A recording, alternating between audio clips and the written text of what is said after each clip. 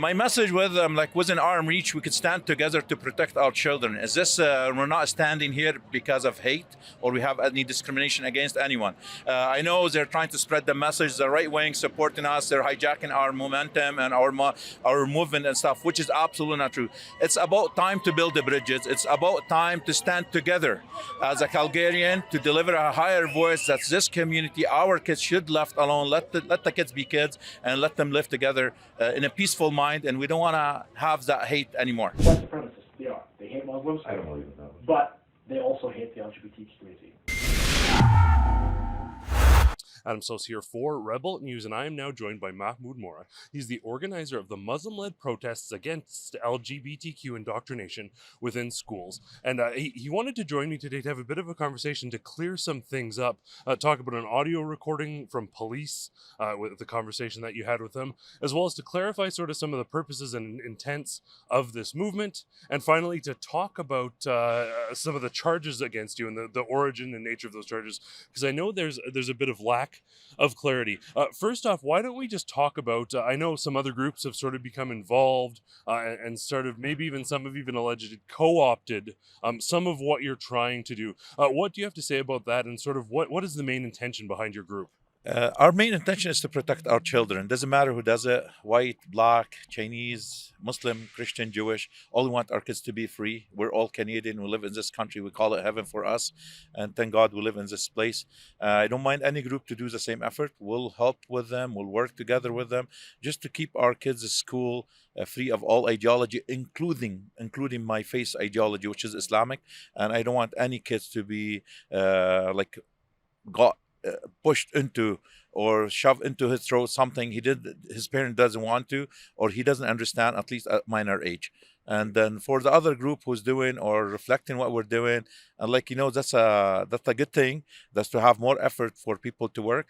Sad if one divide each other, and this is what the system from politician and authority want us to be divided, and that's how they beat us. But all comes back when we work together united to achieve a small objective, which is huge for our kids, is to protect them from this school ideology and indoctrination in schools and stuff like that.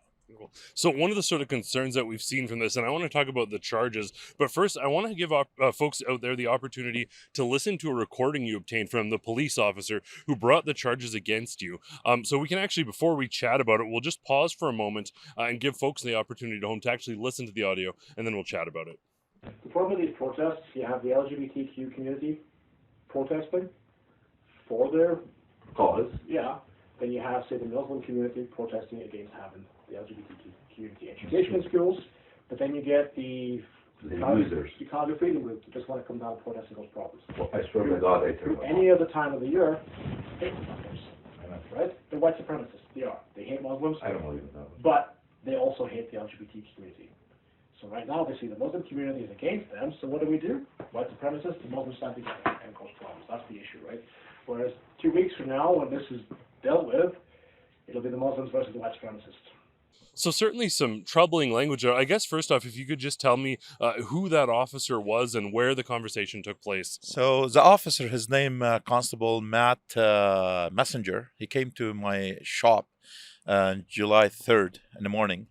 And technically, I had a good face, and he told me he's going to charge me. I still went with the conversation. I didn't listen to my lawyer because I don't believe I've done anything wrong.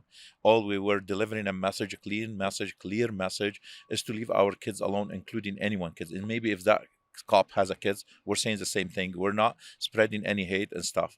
And the conversation went all long for like almost 50 minutes.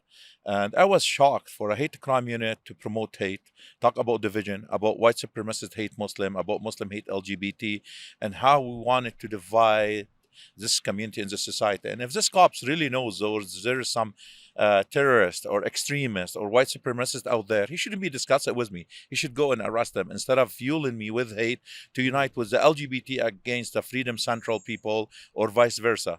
The cops spend like so much time with me, and supposedly he said he's going to go talk to the other party. And I want to limp here from this matter to something. People keep saying nobody charged me, cops press the charges. This is not true. There's an individual who pressed a charge, and the cops came and mentioned their name, and he he told me straight up, these people, they made so many complaints about me and so on, and he didn't want to believe it's a political matter because I support UCP. The other individual supported NDP, and we had a clash since the election, and they didn't want to let go. Trying to explain it has nothing to do with the LGBT matters, and he didn't want to listen. And spent so much time talking to him and back and forward. Seems to be like he got the message. I didn't like some of the threat he gave me when he said, "You and your community stay away from LGBT, which is our charter right, protect us and give us the ability to stand and protest and ask for our kids to be free." The same cops told me many things that's improper for a cops to tell anyone, and I tried to make a claim to the professional standard. Sadly, from the chief police, I didn't hear nothing. I tried to contact the same officer when I got harassed. When he told me to stay quiet, don't talk about it, and I seen the other party publish me and harass me all over social media, phone call. I called the cops, emailed the cops, messages the cops for like a month. As of today, I never heard it from him. Well, there's a couple things that are troubling there, and I want to talk about the nature of those charges just to clarify that after. But jumping back to that recording, the police officers effectively saying, "Oh, like the freedom protesters are all white supremacists." Well, there's many people who are Sikh and Muslim and First Nations in those groups, so that is a blanket declaration. We just know that isn't true. But the thing that I'm struggling to understand is most of that conversation, that recording we heard, is very political. You have criminal harassment charges stemming from an online conversation that has nothing to do with these protests, but lots of the stipulations and conversations and conditions on you right now relate to protest. Why is there a connection being made? That's a question I asked a policeman when he came. I said, if I have issue with a Muslim member of our community, what led to have me kind of banned from any public or private unknown LGBT event, which is like if there's issue between me and one individual. He failed to answer me, and he kept trying to direct it in a different place. As you know, they didn't disclose any evidence. All they said, something I've done online, and all the conversation was why you're protesting, what's the reason why you're protesting, and stuff like this. And if was a criminal harassment between two individuals, criminal harassment, what this has to do with a protest, and something I want to know, tell everybody. He came in the morning, talked to me about like 9 o'clock or 10 o'clock about this matter. He left. He called me afternoon. Are we still going for the protest that Friday in front of the City Hall? And I didn't want to tell anyone what's the reason we moved from City Hall to Harry Hayes building.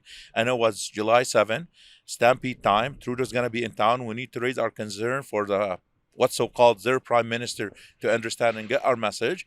And we know the City Hall has like some trespassing notice towards some of the Christian people who come and join us, and this is the biggest success, I believe, for each and every one of you out there to know, to have Muslims standing with a Christian and Jewish and white supremacist, whatever you guys call it, standing together for one cause to protect our children was a huge.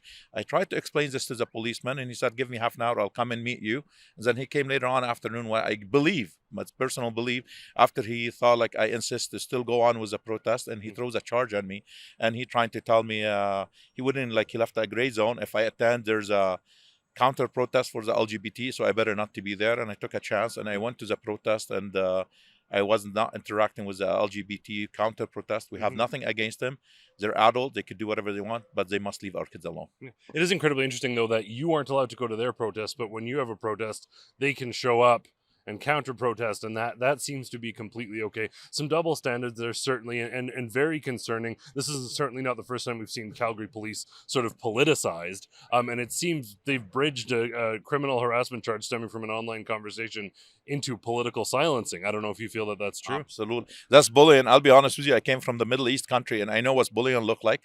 I never seen it in this way, to bully people with their principle, morality. We're not asking for anything. We consider ourselves as an immigrant, you born in this country, and there's a huge difference between immigrant and refugee. I keep like stating this fact. I want people to know that one immigrant come here willingly, like leaving everything, seeking better future, like many of us are immigrant, different than a guy running away for his life. So personally, we volunteer to come and stand and live in this country. The police here is like typical what we have back home. The only thing, they don't have the ability to shoot me off the street, so they're trying to silence me with a zip tie in my hand by throwing source restraining order and what's so-called, you're not allowed to do this and not to do that. And I'll be honest with you, this is a dictatorship at the best place I could call it. And finally, I did want to clarify, just for folks at home, in case this is unclear, and we touched on this a little bit, but that criminal harassment charge, they haven't shown you the evidence. You're waiting to see the evidence, but to the best of your understanding, it has nothing to do with these protests at all. So protests shouldn't even be in the conversation. It's exclusively relating to like an online argument with like someone you know personally within the Islamic community, correct? Yes, absolutely. That person is a pro NDP. I believe he or she want to run for a political office, and personally, I stand for conservative because each and every Muslim out there is conservative by nature. We need to, despite all that fear propaganda they're trying to implement into our life, now it's coming closer to our kids. Our white people, they're not our enemies. Our white people, they're not just all conservative wanted to kill us and destroy us. For 44 years, a conservative led this province. Many of us came as an immigrant to this province, lived in peace, and we have so many success. So enough was that. Enough was that lefty propaganda, the radical left, I would call it. Again, like there's some stuff we disagree, all of us, even some white supremacist racist people disagree with some of the wrong that's been done by some individual. Right. But we cannot paintbrush everybody with the same brush. And like I said, this is police. He's a hate crime unit, and for him to discuss this matter with a Muslim person, and you know what do I have in my heart, he doesn't know, but to fuel me, what about if I'm a stupid and I'll go do something very bad based on his advice when he's telling me those guys are your enemies, those guys when they finish with the LGBT is gonna come and harass you or kill you or they turn their enemy. This is a policeman talking. It's not like anyone off the street. And if the policemen have this mentality, I really encourage the city hall and the police chief to look into it, because I believe the hate crime unit need another hate crime investigator on them to discover what's going on in their mind. Awesome. Well, thank you, Mahmoud Moura, for joining us for this important update. We'll certainly be out there checking out any other protests that you guys organized. Countless people seem to be continuing to garner support for this sentiment right across the nation. Let us know what happens. Keep us up to date on all these charges. And thanks so much for this update. And for everyone at home, I want to thank you all so much for tuning in. For Rebel News, I'm Adam Sos. We reached out to the Calgary Police Service for comment, and they provided the following response. The audio in this video was taken from a much longer conversation between Moura and a member of the CPS. It is a mischaracterization of the intent and content of the conversation. Both the officer speaking and the CPS recognize that not all members of the freedom groups are white supremacists. These excerpts were taken from a conversation on how we can find solutions for communities to come together and decrease the anger and hostility we have seen in recent weeks at community events. We maintain that we police behaviors and not beliefs, and we continue to work to bring peaceful solutions for both the right to protest and the right to feel safe in our city. If you want to learn more about the efforts to stop radicalization and LGBTQ indoctrination within schools right across this country, go to stopclassroomgrooming.com.